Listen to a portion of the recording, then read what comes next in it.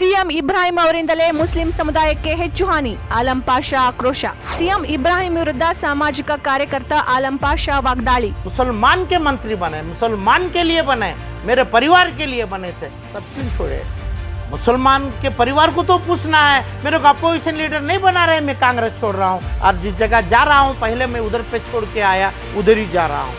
ಕಾಂಗ್ರೆಸ್ನ ವಿಧಾನ ಪರಿಷತ್ ಸದಸ್ಯರಾಗಿದ್ದ ಸಿಎಂ ಇಬ್ರಾಹಿಂ ಅವರು ಅಲ್ಪಸಂಖ್ಯಾತ ಸಮುದಾಯಕ್ಕೆ ತಿಳಿಸದೆ ಏಕಾಏಕಿ ಜೆಡಿಎಸ್ ಪಕ್ಷ ಸೇರ್ಪಡೆಯಾದರು ಎಂದು ಸಿಎಂ ಇಬ್ರಾಹಿಂ ವಿರುದ್ಧ ಸಾಮಾಜಿಕ ಕಾರ್ಯಕರ್ತ ಆಲಂ ಪಾಷಾ ಅವರು ಕಿಡಿಕಾರಿದ್ದಾರೆ. ಕಾಂಗ್ರೆಸ್ನಲ್ಲಿ ನನಗೆ ಸೂಕ್ತ ಸ್ಥಾನಮಾನ ಸಿಗಲಿಲ್ಲ, ಅಲ್ಪಸಂಖ್ಯಾತರ ಅಭಿವೃದ್ಧಿಗೆ ಕಾಂಗ್ರೆಸ್ ಶ್ರಮಿಸ್ತಾ ಇಲ್ಲ ಎಂದು ಆರೋಪಿಸಿ ಸಿಎಂ ಇಬ್ರಾಹಿಂ ಅವರು ಜೆಡಿಎಸ್ ಸೇರಿದ್ರು. ಜೆಡಿಎಸ್ ಸೇರಿದ ಬಳಿಕ ಆ ಪಕ್ಷದ ರಾಜ್ಯಾಧ್ಯಕ್ಷರು ಆಗಿದ್ದಾರೆ. ಆದರೆ ಅಲ್ಪಸಂಖ್ಯಾತರ ಬಗ್ಗೆ ಮಾತನಾಡುವ ಅವರು ಕಾಂಗ್ರೆಸ್ ಬಿಡುವ ಮೊದಲು ಅಲ್ಪಸಂಖ್ಯಾತ ಸಮುದಾಯದೊಂದಿಗೆ ಚರ್ಚಿಸಬೇಕಿತ್ತು. ಆದರೆ ವೈಯಕ್ತಿಕ ರಾಜಕಾರಣ ಮಾಡ್ತಾ ಇದ್ದಾರೆ.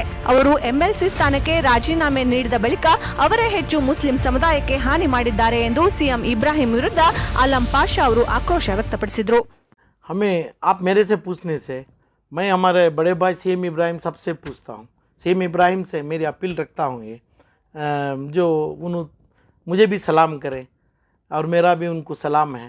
इनसे पूछता हूँ, जब जेडीएस देवेगौड़ा इनको प्राइम मिनिस्टर होते हुए हिंदुस्तान के बहुत से पोर्टफोलियो दिए, एविएशन मिनिस्टर बने, बहुत इज्जत किए, मुसलमान के नाम से ही किए इनको. मेरी ज़ात, क्योंकि मैं भाई हूँ इनका, मेरे ही परिवार है ना, मुसलमान का परिवार से जब दिए, जब ये अपना रिज़ाइन क्यों किए, उधर से वो पार्टी छोड़ के क्यों आए हूँ, वो पार्टी छोड़ के आए तो मैं भी इनका भाई हूँ, मुझे भी जवाब देना. जो भाई मैंने मुसलमान का मतलब एक घर परिवार है हमारा, मेरे परिवार को जवाब देना है. मैं जवाब नहीं पूछ रहा हूँ, एक सलाह पूछ रहा हूँ. वहाँ पे पहले जेडीएस क्यों छोड़े उन्होंने? जब इनको हिंदुस्तान के मंत्री बनाए तो इन्हों समझे हैं गलत है. मुसलमान के मंत्री बने, मुसलमान के लिए बने, मेरे परिवार के लिए बने थे, तब क्यों छोड़े जो पार्टी को गए हैं? और दूसरा सवाल आता है, जो आपने अपोजिशन लीडर नहीं बनाए, मैं कांग्रेस छोड़ दिया तो ठीक है, यानी आपने लेजिस्लेटिव हाउस का बन गया तो मेरा परिवार है, फिर मैं वहाँ भाई हूँ. मेरे को पूछे थोड़ी है, मुसलमान के परिवार को तो पूछना है. मेरे को अपोजिशन लीडर नहीं बना रहे, मैं कांग्रेस छोड़ रहा हूँ और जिस जगह जा रहा हूँ पहले मैं उधर पे छोड़ के आया, उधर ही जा रहा हूँ मैं. तो मेरे परिवार में झगड़ा हो गया. अभी मेरे ही परिवार में ये झगड़ा हुआ जब कौंसलर की बिल आ गई और जब एंटी कन्वर्शन की बिल आ गई. उस टाइम पे एमएलसी का एक नंबर था. कौन से पार्टी से तुम एमएलसी थे? जीरो है मेरे लिए. वो पार्टी को देखता तक नहीं हूं मैं, चाहे जेडीएस हो, चाहे कांग्रेस हो, चाहे हो. जो अभी जो सरकार बम्बई की सरकार, बीजेपी की सरकार बनाई है, ये मुसलमानों के खिलाफ बनाई है. तो ये बनाई है कि भाई कौंसलर बनाई, एंटी कन्वर्शन बनाई और तुम्हारी एक नंबर कम करके जो जेडीएस का चेयरमैन स्पीकर होते हुए ये दोनों चीज़ों को अप्रूवल दिया.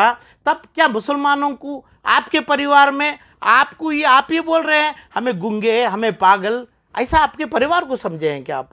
आपका परिवार है, मेरा परिवार है, आप तो आपके क्यों किए ये? तो दो गौड़ा को छोड़े ठीक है, मगर गौड़ा से मुसलमान के परिवार के लिए आप हिंदुस्तान हाथ में लिए, वो छोड़े, मुसलमान को पूछे क्या आप? और आज जो एंटी कौंसलर में आपके साथ आपके दो ही पार्टनर हैं, एक है कांग्रेस और आपके दूसरे माँ के जगह स्थान लेते हैं जेडीएस. ये दोनों मिलके आप क्यों नहीं कौंसलर को भी एंटी कन्वर्शन के लिए आवाज़ नहीं उठाए? क्यों नहीं आप धरना नहीं बैठे? क्यों नहीं तो तुम्हें अपना कानूनी कार्रवाई नहीं करे? क्यों ये चीज़ को आराम से बम्बई सरकार से, येडियुरप्पा सरकार से आराम से पास करने के लिए देके मेरे घर में, यानी मुसलमान के परिवार में जो परिवार की इनहेरिटेंस थी, वही इनहेरिटेंस से हिंदुस्तान मिला तुम्हारे को. यही इनहेरिटेंस से आप अपोजिशन लीडर डिमांड करें. यही इनहेरिटेंस से जो हिंदुस्तान पहले आपको दिया वही घर पे गए. तो जो गए आप कांग्रेस से, वहाँ पे कांग्रेस के आज एमएलसी होके और आज कांग्रेस के लोगों को भी रखे, जेडीएस को भी रखे, जो आपके माँ के स्थान में है, ये फैमिली में उनको भी रखे. आप ये क्यों नहीं करे कि भाई ये दोनों चीज़ मुसलमान को चाहिए? इसके लिए आपकी आवाज़ बुलंद क्यों नहीं करें?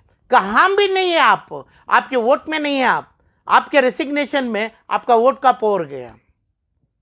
यानी वोट का पावर रोज ही देते हैं, दूध देते हैं आपकी माँ को, आपके बच्चों को दूध का तलब करते हैं, वो आपका वोट है। आपका वोट अपने आप खारिज कर लिए। वो वोट जेडीएस के तरफ से जेडीएस वोट किया एंटी काउंसलेटर पे, नहीं काउंसलेटर पे, एंटी कन्वर्शन पे। उसका फ़ायदा आपको मिला क्या? नहीं मिला सीएम इब्राहिम साहब को। वो आप तो इसमें मुसलमानों को, मेरे परिवार को धक्का हुआ क्या? नहीं हुआ। और जो आप जो बोलते हैं मेरे भाई, मैं आपके लिए, मुसलमानों के लिए हैं, मैं भी तो आपका घर का बड़ा भाई हूँ। आप मेरे को पूछे क्या? मुसलमान को पूछ के कर रहे हैं क्या? आप हिंदुस्तानी आपके पास आया, हमारे को केयर नहीं है। हमारा घर, हमारी इज्जत, हमारी यूनिटी यानी मुसलमानों की परिवार में। अपोजिशन लीडर के लिए एमएलसी ठुकरा है। एमएलसी बनाया सीएम इब्राहिम, जिस जगह पे आप खड़े थे हारे, वो देख के आपको एमएलसी नहीं दिया गया। मुसलमानों के लिए एमएलसी दिया गया था कोई भी पार्टी में। हम मेरे लिए आपको पार्टी दिया गया था। एमएलसी की सीट वो क्या बोलते हैं, ऐसा ही दिया, फ्री में दिया, फुगुट में दिया गया आपको, कम्युनिटी के नाम से ठुकरा दिए। तो मेरा आपका वोट गया, आपका वोट जीरो कर दिए। वो वोट का बेनिफिट जेडीएस को पावर दे दिए। जेडीएस वाला अपना काउंसलेटर के फेवर में वोट किया। वो फ़ायदा जेडीएस करने के आपके जहन में था क्या? आप वही जहन बनाए थे क्या? इसके लिए ठुकराए क्या? बस यही मेरी अपील है मेरे भाई से। क्या आप बोल रहे हैं कि सौदेबाजी हुई है कुछ? ना, जिम्मेदारी आज भी आप ही जिम्मेदार हैं इब्राहिम साहब, आप ही मुसलमानों को जिम्मेदार है। मुसलमान मैं ही आपका घर वाला हूँ, परिवार हूँ, मुझे जवाब देना है। मेरे घर में जो करे इसमें आपकी दूसरी, मेरे घर की आप सेफ्टी से रखें क्या? मेरे घर के ऊपर, मेरे चीज़ के ऊपर और कोई आपकी करतूत से, आपकी चीज़ों से पूरा मेरे घर को फ्यूचर में यानी सर्वनाश करने का आप दुआ करें। ऐसी दुआ है क्या आपकी? बस इतना ही चाह रहा हूँ मैं, आप जो जवाब दें। एमएलसी का आपका छोड़ने से दो फायदे हुए, एक बीजेपी को फ़ायदा हुआ, ये दोनों बिल पास हो गए। येडियुरप्पा को फ़ायदा हुआ, बोम्मई को फ़ायदा हुआ। और आप बीजेपी का स्नान छोड़ने, अपना एमएलसी का वोट खारिज करने से वो पावर मिला अपने जेडीएस को। जेडीएस का स्पीकर का वोट एक मिला, वो वोट से इन्होंने जीत दिए। और दूसरा क्या, ठुकराने में क्या है? ठुकराने में मुसलमान को थोड़ी फ़ायदा हुआ है, बल्कि नुकसान हुआ है ना, पूरे का पूरा नुकसान हुआ है। तो इसलिए आप कल के दिन चीफ मिनिस्टर ऑफ कर्नाटका बनेंगे, वो मेरे लिए नहीं, यानी मेरे परिवार के लिए नहीं है। परिवार के लिए मेरी इज्जत, मेरी यूनिटी, जो हमें जाना है, हमें भी आपको माने हैं, आप हमारी भी जिम्मेदारी लेना है और आप हमारी भी इजाज़त लेना है। इजाज़त के साथ आप जाना है, वो अच्छा रहता है। वही अपील हूँ। इजाज़त का मतलब कर्नाटक के 175 लाख मुसलमानों को आपको की इजाज़त चाहिए। इसमें मैं एक का मतलब, मैं भी 100 मुसलमानों को रिप्रेजेंट करता हूँ। 100 लाख मुसलमानों का मेरा भी रिप्रेजेंटेशन है, वही फैमिली है। आप एमएलसी ठुकराने से ये दोनों चीज़ पास हो गए। आप एमएलसी का ठुकरा के एमएलसी को इस्तीफा देने से बीजेपी जेडीएस को पावर दे दिया गया। जेडीएस के वोट से ये दोनों बिल पास हो गए।